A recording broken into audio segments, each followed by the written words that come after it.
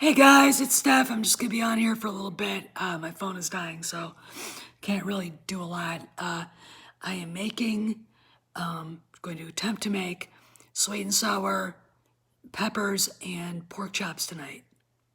We'll see what happens. Anyway, want to say hi, want to stop by and talk a little bit more about Gina Carano. The funny thing about this, and I've said this in the video I made, was that hey, Dave, was that it appears to me that that she's just doing what she wants and Disney's not telling her to stop. It appears to me that anybody who is woke, the woke white women at Lucasfilm, the usual suspects, don't have any control. Because she really wouldn't effing do that at all if Kennedy was still calling the shots. I watched Doomcock's video and I was appalled by some of the things people said. And I'm not going to assume that they are gay, straight, whatever, or gay, bisexual, trans, whatever. I mean, we have a trans friend, a trans woman friend in the Fandom Menace, and that's Carrie Howard, and she's appalled by this. So it's not them, it's probably straight, white women who are feminists, feminazis, who, knee-jerk reaction hate Trump, knee-jerk reaction hate men. They want to F men, but they hate men, okay? They're very confusing to me. They scream and shout about representation for women, and then the kind of things that that they think is good sucks ass. There. All right. So anyway, it's all very interesting to me, and I'm very intrigued because Gina won't stop.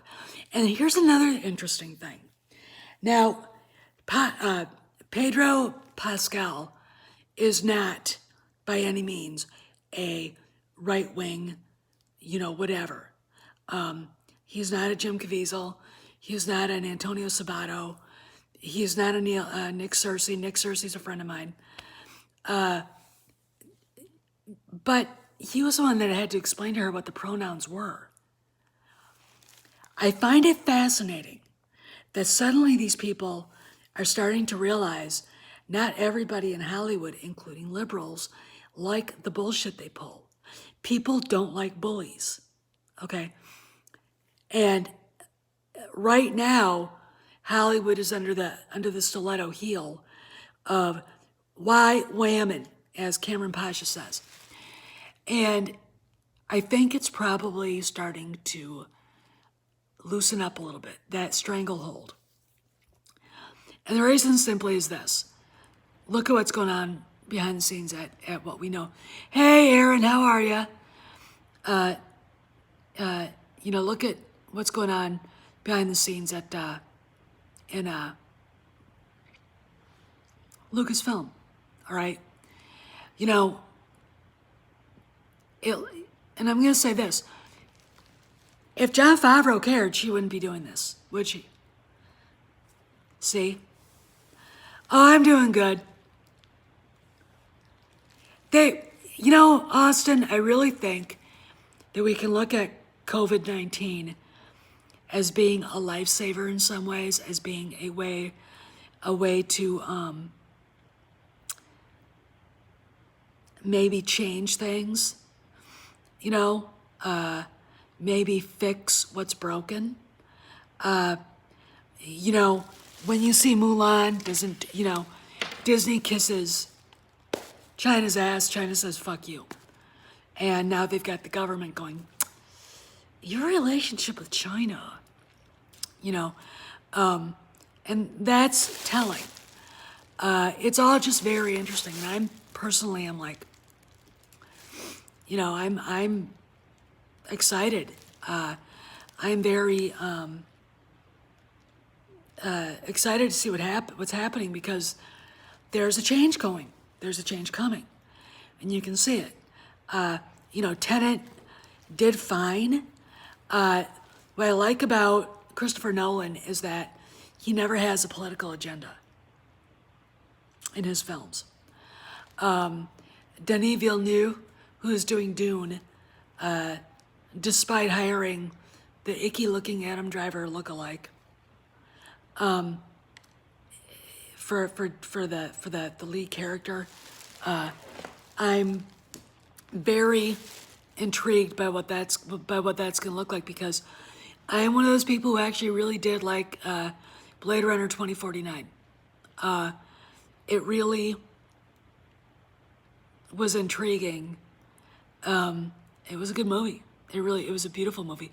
Hey man, Cruel Barab is here. Is that how you pronounce that? I hope it is. I like Christopher Nolan a lot. I like Denis Villeneuve, Ridley Scott. These guys are probably just sitting back waiting for the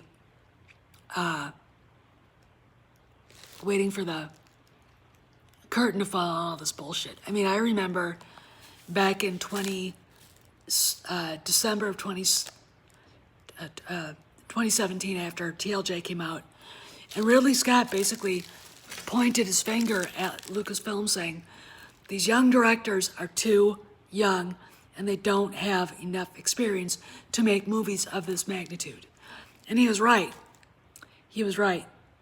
You don't give a franchise of Star Wars, the quality of Star Wars, and expect to a young guy. Hey, Jay, the boxing Jedi is in the house. Yeah. You just don't. And he's a very good director. Daytona Falls, hey, how you doing? We got a good chat going on here. We're gonna talk as long as we can. My husband is off doing something. I went and had to buy our dog. Let's talk a little bit about, hi, Art Bunker. Let's talk a little bit about Kojak. Rudy got up. That's Corey. What's up, man? Rudy got up to feed him, and Kojak ate about 4 or 5 big bites, wouldn't finish. I fed him this for lunch, and he didn't eat hardly anything. So I bought him some like this dressing, gravy stuff. It smells like beef. You put it on the food, and I let him smell it. I put a little on my finger. Oh my God.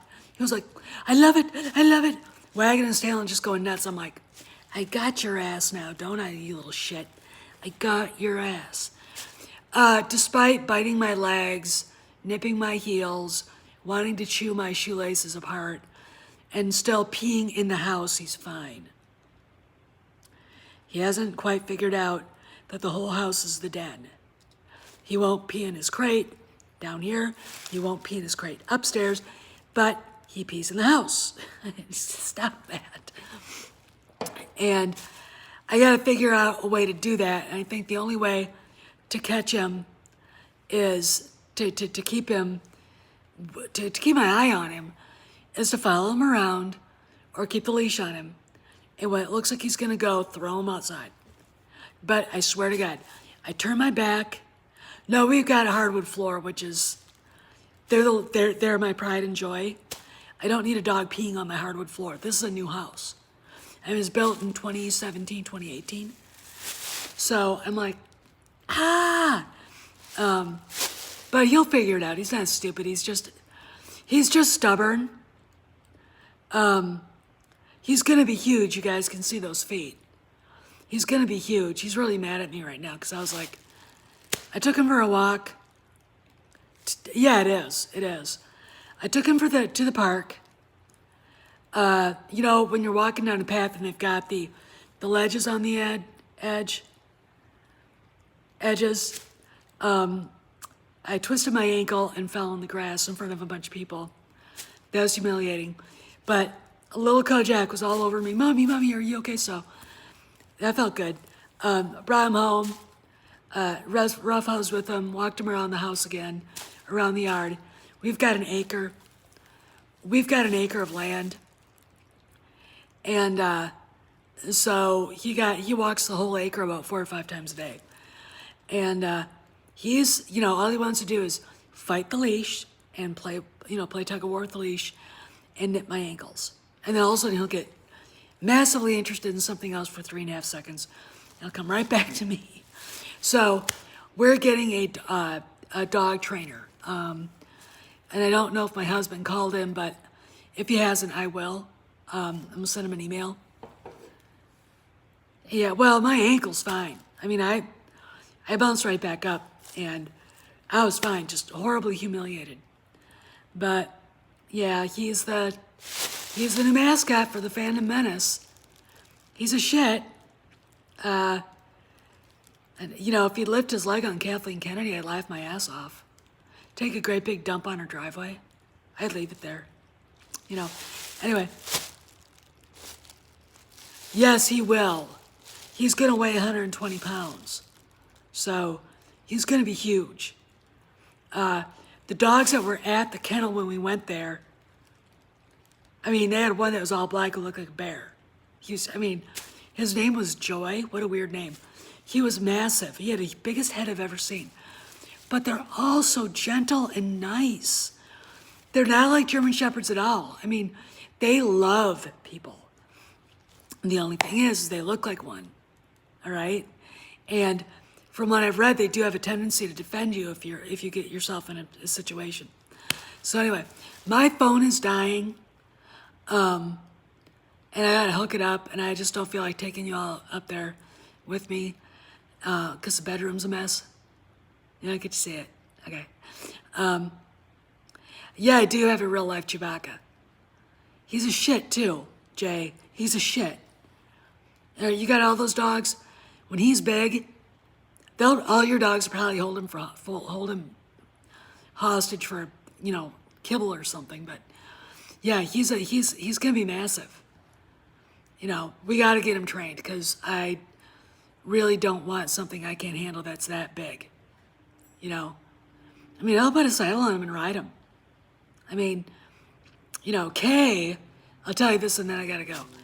I took him over to see her and she bent, you know, he did the same thing Buford did. She bent down, stuck her nose in his face. He barked at her. She was like, oh, get this little shit out of my face. Get him out of here now. She went, her ears laid back. It was so goddamn funny. Anyway, so I gotta go. I just wanted to jump in and say hi, talk about a little bit about the Gina Carano thing. Did anybody catch Anthony Daniels' weird tweet? I didn't post it. What I'm gonna do is gonna post it on the channel and let you guys talk about it and leave comments because I find it very intriguing. Especially since somebody over that I know, that Mazarius and I know, Jay, you'll want to hear this, Fedorable the Horrible, he's got big name connections at Lucasfilm. And he basically said this. He's talking about cameos, a lot of fan service coming now, and firings. They should just announce all of it. I mean, I don't know what they're waiting for. And, you know, but he said something about, Fedorable said, but they're sitting on the firings at the moment. But we all know that Kennedy's at least one of them. She has to be. Anyway, all right, this is Steph signing out. I'll see you guys around the galaxy. Take it easy. Hit the like button so everybody watches it. See ya.